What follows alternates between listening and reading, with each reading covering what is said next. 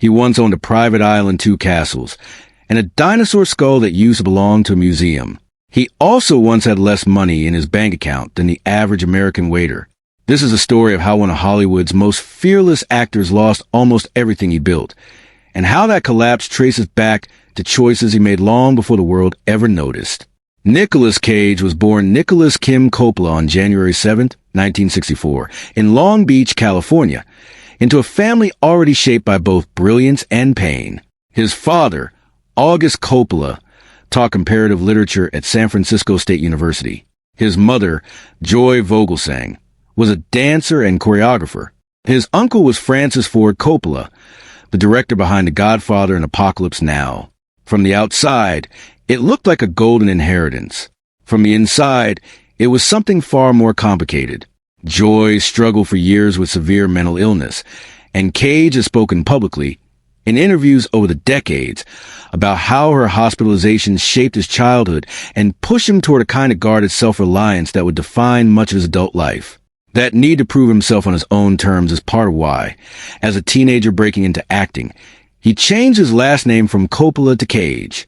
He wanted a career built on his own work, not his uncle's legacy, and the industry did not make that easy. Early roles were small. He worked minimum wage jobs between auditions. But by the mid-1980s, through films like Valley Girl, Peggy Sue Got Married, and Raising Arizona, audiences began to recognize a performer who did not simply act a role. He seemed to disappear into it entirely, no matter how strange or emotionally exposed that role required him to be. By the 1990s, Cage had become one of the most bankable and unpredictable leading men in the industry. Leaving Las Vegas, released in 1995, earned him the Academy Award for Best Actor for his portrayal of a suicidal alcoholic. Then, in a career pivot that surprised critics, he became an action star, headlining The Rock, Con Air, and Face Slash Off within a span of just a few years. Those films made hundreds of millions of dollars combined, and by the early 2000s, Cage was reportedly commanding paychecks in the range of $20 million per film. He had reached a peak that very few actors ever touch, financially or artistically. And then came the part of the story that has less to do with performance and much more to do with money. Cage began collecting, not modestly, but on a scale that seemed almost designed to test the limits of what wealth could buy. He purchased Midford Castle in England. He bought Schloss Niedstein, a castle in Germany. He owned a private island in the Bahamas. He spent hundreds of thousands of dollars on rare dinosaur fossils, including a Tyrannosaurus Bataar skull he won at auction in 2007, reportedly outbidding actor Leonardo DiCaprio in the process. He kept exotic pets, including albino cobras and, according to court documents from a later custody dispute, an octopus. He collected rare comic books, including a copy of Action Comics #1 from 1938, the very first appearance of Superman, a purchase so meaningful to him that he later named his second son, Kal-El, Superman's birth name. For a while, it seemed sustainable. Cage was earning enormous sums, and he was spending them just as fast. But underneath the collecting was something the public didn't fully see until it was too late. A financial relationship built on trust that would ultimately collapse. In 2009, Cage filed a lawsuit against his longtime business manager, Samuel J. Levin, accusing him of financial mismanagement that pushed Cage toward the edge of ruin.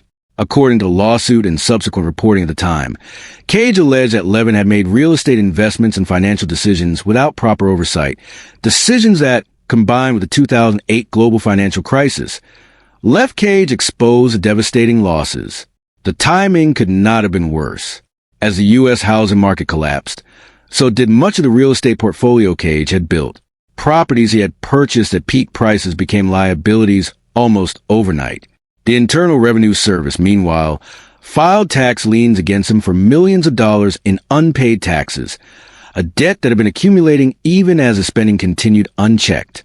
This is a part of Cage's story that rarely gets the attention it deserves, because it isn't dramatic in the way a movie stunt is dramatic. There were no explosions, no motorcycle chases. It was paperwork. It was liens. It was a quiet, grinding reality of a man who had built an empire on trust in someone else's judgment, only to discover that judgment had failed him. Cage has said in interviews that he took some responsibility for the situation himself, acknowledging that he did not pay close enough attention to his own finances during those years. But he has also been direct about how deeply the betrayal by his former manager affected him, describing it as one of the most painful periods of his life, not because of the money itself, but because of what the money represented. A life he had built through decades of relentless, often physically dangerous work, evaporating because he had placed his faith in the wrong hands. To dig out from under the debt, Cage did something almost unheard of for an actor of his stature. Rather than filing for bankruptcy, he simply went back to work, over and over again. Between roughly 2010 and 2015, he appeared in dozens of films, many of them direct-to-video productions that never reached a wide theatrical audience. Critics were often unkind. Cage's name became, for a period, a kind of internet shorthand for an actor who seemed to take any role for a paycheck. But what critics rarely acknowledged was the reason behind it. Cage was working to pay down a tax debt that at one point was reported to be in the range of $14 million, alongside ongoing obligations that included, according to interviews he gave at the time, tens of thousands of dollars a month to help support his mother's ongoing medical and psychiatric care. He sold his beloved Action Comics #1 after it resurfaced, having been stolen from his home years earlier and later discovered in a storage locker. He returned the stolen dinosaur skull to the government of Mongolia after learning it had been illegally taken from the Gobi Desert, a decision that cost him the money he had spent on it but avoided any criminal liability. He sold castles. He sold the private island. Piece by piece, the collection that once symbolized his success became the very thing he had to dismantle in order to survive it. By 2012, Cage announced that he had paid off the bulk of his outstanding tax debt to the IRS. It was framed at the time as a kind of quiet victory, though one that had come at enormous personal and professional cost. The years of direct-to-video work had changed how the industry and much of the public perceived him. The Oscar winner who had once commanded $20 million paychecks was now, in many circles, seen as a punchline. But heartbreak, in Cage's story, has never come from a single source.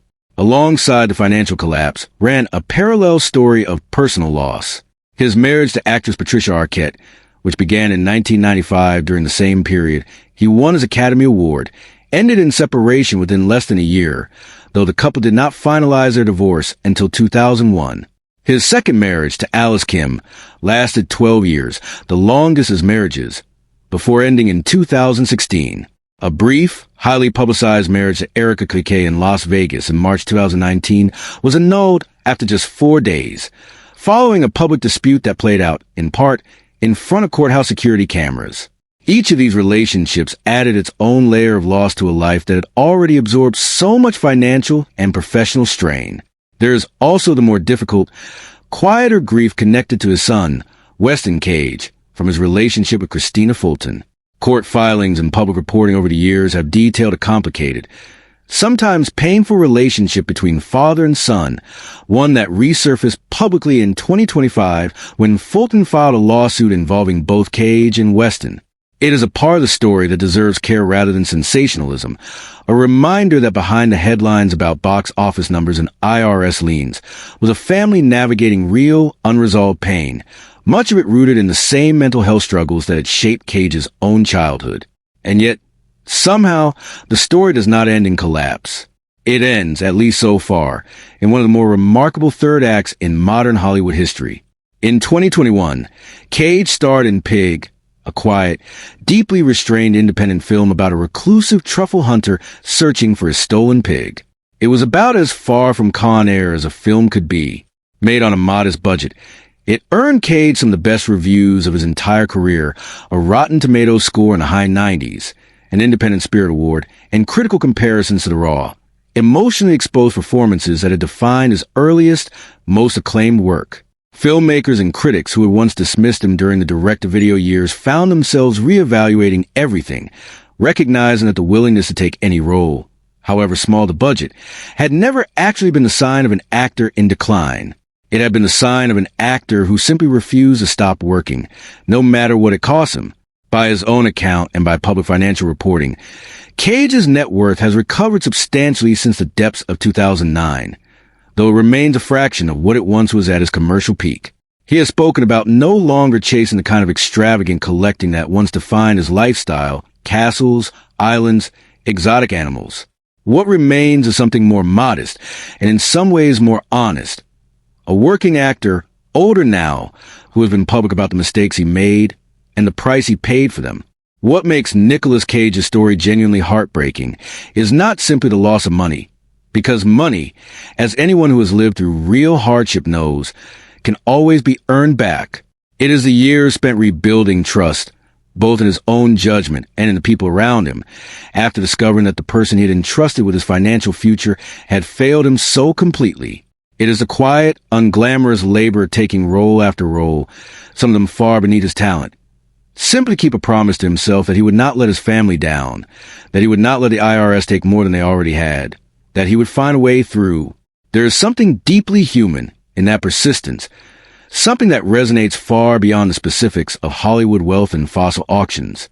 Most people will never own a castle or a dinosaur skull, but almost everyone understands what it feels like to trust the wrong person with something important, to watch a life you built slip away through circumstances partly your own doing and partly someone else's betrayal, and have to claw your way back one unglamorous day at a time. Nicolas Cage did that not through a single triumphant comeback, but through years of unglamorous, often mock labor, until the world was finally ready to see it for what it actually was. Not desperation, but survival. And in the end, that may be the most honest performance of his entire career.